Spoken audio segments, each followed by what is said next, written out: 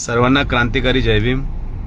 इंजनगाव वसमत या ठिकाणी बौद्ध विहाराच्या जागेमध्ये मातंग समाजातील काही लोकांनी त्या ठिकाणी झेंडा रोवला होता पिवळा।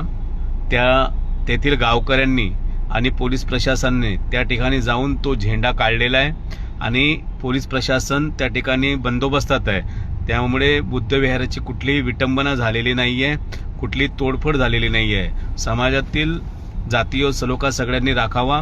मातंग समाजाचं असं म्हणणं आहे की 25 तारखेला त्या ठिकाणी ते पुन्हा झेंडा रोवणार आहे, परंतु आपल्या समाजाच्या वतीने त्यांना सांगण्यात आलेले आहे इथं कुठलाही झेंडा रोवला जाणार नाही।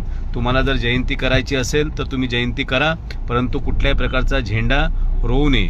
माझी सर्वांना विनंती आहे की कोणीही अफवा पसरू नये। कुठल्याही प्रकारे बुद्ध विहाराची विटंबना झालेली नाही आहे। त्यामुळे आपण सर्वांनी एकत्र येऊन एकोपाने हे मनुवादी लोकांचं षडयंत्र आहे ते थांबवलं पाहिजे आणि मातंग समाजातील लोकांनी देखील त्या ठिकाणी हट्ट करू नये झेंडा गाळण्याचा। तो ते बुद्ध विहाराचा परिसर आहे, तिथे निळा झेंडा आणि पंचशील झेंडाच राहील। जय भीम, नमो बुद्धाय।